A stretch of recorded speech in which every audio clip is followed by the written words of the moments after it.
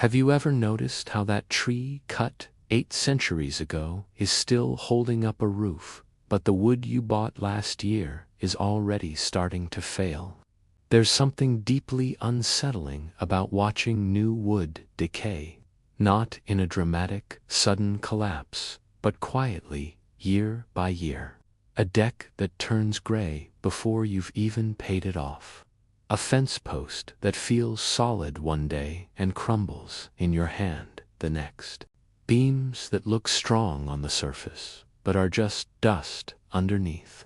It feels like a personal betrayal, like the material itself let you down. But wood didn't change by accident. It was changed deliberately. Across Scandinavia, you can still find wooden structures built when iron was precious and glass was a luxury.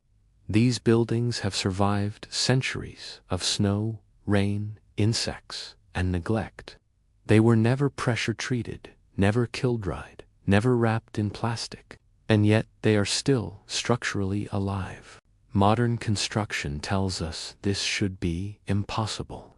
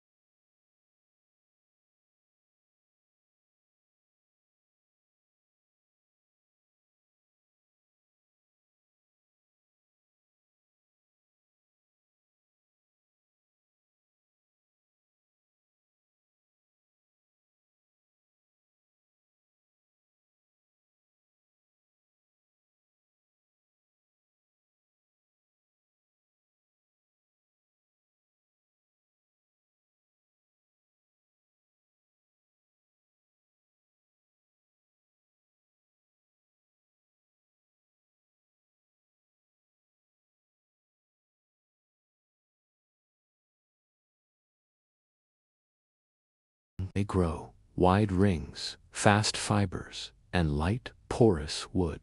These trees never experience the stress needed to develop their natural defenses.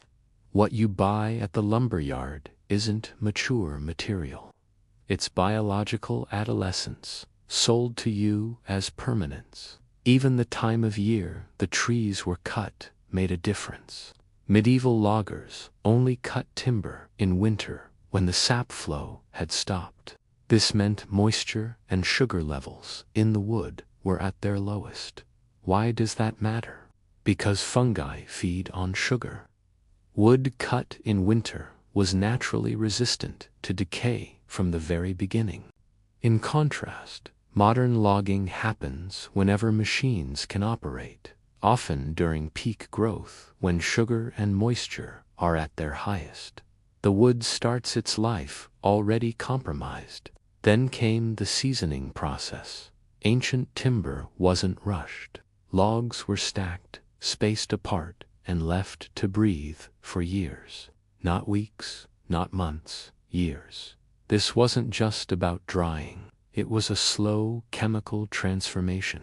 Enzymes broke down any remaining sugars, and those defensive compounds concentrated and hardened. The wood stabilized itself from the inside out. By the time it was used in construction, it was biologically hostile to decay. Modern kiln drying replaced this patience with intense heat. Lumber is baked until its moisture content meets a specific number on a chart. But the internal chemistry never gets a chance to stabilize. The cell walls crack, and stresses get locked into the wood. It looks ready for use, but it's fragile in ways that only time will reveal. Perhaps the most critical piece of lost knowledge, however, was anatomical. Ancient builders understood the profound difference between sapwood and heartwood. Sapwood is the living outer layer of the tree. It's pale, soft, full of nutrients, and extremely vulnerable to decay. Heartwood is the dead inner core. It's dense, dark, and saturated with all the defensive waste products the tree no longer needs. It's naturally resistant to rot. Medieval builders would never use sapwood for anything exposed to the elements. It was either thrown away or used for non-structural, low-risk applications. The strong, resistant heartwood was reserved for foundations, posts, beams, the bones of the building. Modern lumber makes no such distinction. Plantation trees grow so fast, they produce very little heartwood. Most of the boards you buy today are almost entirely sapwood. The weakest part of the tree has now become the backbone of our construction. To make up for this, modern systems rely on chemical treatments. Pressure-treated lumber forces preservatives into the wood under extreme pressure. But these chemicals don't become part of the wood, they just sit inside it. Over time, they leach out, corrode the fasteners, holding everything together, and lose their effectiveness. Worse, the treatment process itself often damages the wood's cellular structure, creating microscopic pathways for decay to enter. Ancient builders didn't try to make bad wood good.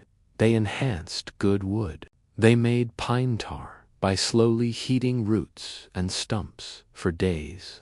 When applied hot, this tar penetrated deep into the wood, bonding with the fibers. It repelled water and poisoned fungi, remaining effective for decades. It worked not because it coated the wood, but because it became part of it. Finally, design completed the system. Ancient buildings were designed to protect the wood. Roofs extended far beyond the walls. Foundations lifted timber high above the damp ground. Joints were crafted to shed water, not trap it. The entire structure worked with gravity, airflow, and natural drying cycles. The wood was never asked to survive on its own. Modern construction often does the exact opposite. We see minimal overhangs, wood placed right next to the soil, and joints that are fast to build but trap moisture. Chemical treatments are used as a substitute for intelligent design. When the chemicals inevitably fail, there's nothing left to protect the wood. And this isn't just a problem in one type of climate. Ancient wooden buildings are still standing in wet coastal areas and harsh inland environments. They survived because the material and the design respected reality. Modern lumber fails everywhere because it ignores reality. Scientific testing confirms all of this. Old-growth heartwood can resist fungal attacks, even in aggressive laboratory conditions. Modern treated lumber, once it's compromised, often decays even faster. This isn't about nostalgia. It's material science. This knowledge was abandoned because it doesn't scale. You can't grow a 300-year-old tree on a quarterly profit cycle. You can't air season lumber for 5 years in an industry built on speed. You can't discard most of the tree when efficiency demands using every last scrap.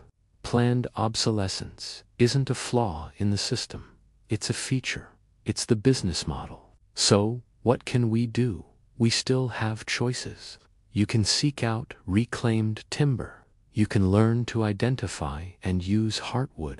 You can design structures that actively protect the materials they're made from. You can accept that time is a necessary ingredient of quality. You can choose to build for decades, not just for the length of a warranty. The medieval builder wasn't primitive, he was disciplined. He understood and accepted the rules of wood instead of trying to overpower them with brute force and chemicals. And that discipline created structures that have refused to die for 1,000 years. If this changed how you think about wood, construction, or durability, subscribe to the channel. Let us know in the comments what you're building. We're on a mission to rebuild the knowledge that was never truly lost, only buried. Thanks for watching.